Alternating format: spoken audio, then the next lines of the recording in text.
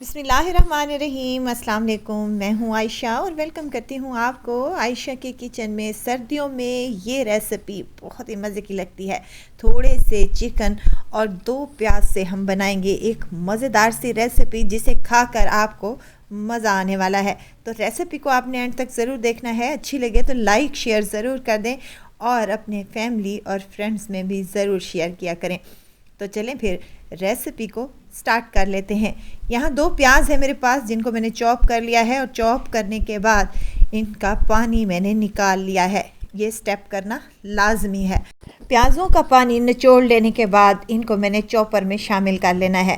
प्याज़ों का पानी इसलिए निचोड़ना है कि जो रेसिपी हम बना रहे हैं उसमें प्याज का पानी बिल्कुल भी इस्तेमाल नहीं होता। इसके साथ ही मैं यहाँ 3 से 4 हरी मिर्चें काट कर शामिल कर रही हूँ। 5 से 6 लहसुन के जवे हैं और 1 इंच का अदरक का टुकड़ा है जिसको मैंने छोटा छोटा सा काट लिया। इन तमाम चीज़ों को प्याज़ों के साथ ही चॉप कर लें। यहाँ पर तमाम चीज़ें चॉप हो चुकी हैं तो हमने चिकन इसमें शामिल कर लेना है जो कि बोनलेस चिकन है और ये तकरीबन 500 ग्राम के बराबर है। आप जितनी क्वांटिटी में बनाना चाहते हैं उस हिसाब से आपने चिकन ले लेना है और चिकन को भी हमने कीमा कर लेना है यानी कि चॉप कर लेना है।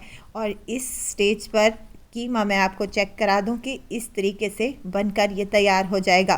बिल्कुल आपने फ़ाइन इसका पेस्ट तैयार कर लेना है। चलें जी, अब इसमें बारी आती है कुछ स्पाइसेस की। 1 चम्मच भरकर इसमें सफ़ेद ज़ीरा शामिल करूंगी, 1 चम्मच कुटी हुई लाल मिर्च और 1 चम्मच यहाँ पर जाएगी काली मिर्च का पाउडर। नमक आप अपने हिसाब से कम या ज़्यादा कर सकते हैं। 1 चम्मच भरकर इसमें खुश्क धनिया जाएगा साबित ही और इसमें ½ टी स्पून अजवाइन की जाएगी और यहाँ पर शामिल करने लगी हूँ 1 चम्मच है मेरे पास धनिए का पाउडर।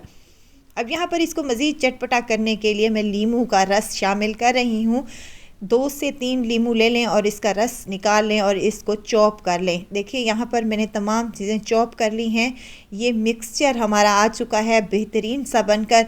अगर आपको लगे कि आपका मिक्सचर थोड़ा सा ढीला है तो आपने क्या करना है, इसको आधे घंटे के लिए फ्रिज में रख लेना है और उसके बाद हम इसके सीख कबाब तैयार करेंगे जो कि खाने में बहुत ही टेस्टी बनते हैं। और हाथों पर लगाएंगे हल्का सा ऑयल और हमने इसके सीख कबाब तैयार कर लेने हैं। थोड़ा सा पोर्शन हम कबाब के मिक्सचर का लेंगे और हाथों पर ही ऐसे दबाते हुए इसका एक बेहतरीन सा हम रोल से तैयार कर लेंगे।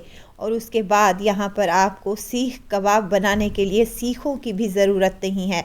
आपने किसी भी किस्म का कोई पेन ले लेना है या फिर आपने स्टिक ले लेनी है। यहाँ पर मेरे पास है सट्रा, ये इजीली मिल जाता है, हर शॉप पर इजीली होता है। हल्का सा इसको भी ऑयल लगा लें और इसके साथ ही हमने यहाँ पर अपने सीख कबाब तैयार कर लेने हैं। हाथों की मदद से अच्छे से दबाते हुए इसका हम सीख कबाब तैयार कर लेंगे। तो यहाँ देखें इजीली हमारा सीख कबाब बनकर तैयार हो जाएगा और कोई भी हमें मुश्किल नहीं आएगी। हमने स्टिक को निकाल लेना है और देखें यहाँ पर बेहतरीन सा हमारा सीख कबाब बनकर तैयार हो चुका है। अगर आपको लगे कि आपका जो मिक्सचर है वो थोड़ा सा पतला है या फिर आपके सीख कबाब तैयार नहीं हो रहे तो आपने क्या करना है, इसको आधे घंटे के लिए फ्रिज में रख देना है। मैंने इसमें बाइंडिंग के लिए ना ही कोई अंडा इस्तेमाल किया है, ना ही ब्रेड क्रम्स और ना ही कोई बेसन की कोटिंग कर रही हूँ। फिर भी ये इतने शानदार और मज़ेदार से सीख कबाब तैयार होंगे कि अगर आप घरों पर एक दफ़ा बना लेंगे तो आप बाज़ार से लेकर आना भूल जाएंगे। यहाँ पर तमाम सीख कबाब मैंने तैयार कर लिए हैं। आप चाहें तो इसको फ्रीज़ भी कर सकते हैं। ऑयल मैंने पैन में गर्म करने के लिए रख दिया था और जितने पैन में सीख कबाब आ सकते थे उतने मैंने शामिल कर लिए हैं। अब 2 से 3 मिनट तक इनको बिल्कुल भी नहीं छेड़ना। देखें यहाँ से कलर आना स्टार्ट हो चुका है तो हमने इसकी साइड को चेंज करना है और साइडों को ऐसे ही चेंज करते हुए हमने तमाम सीख कबाब तैयार कर लेने हैं। चटपटे मज़ेदार और टेस्टी से हमारे सीख कबाब बिल्कुल रेडी हैं।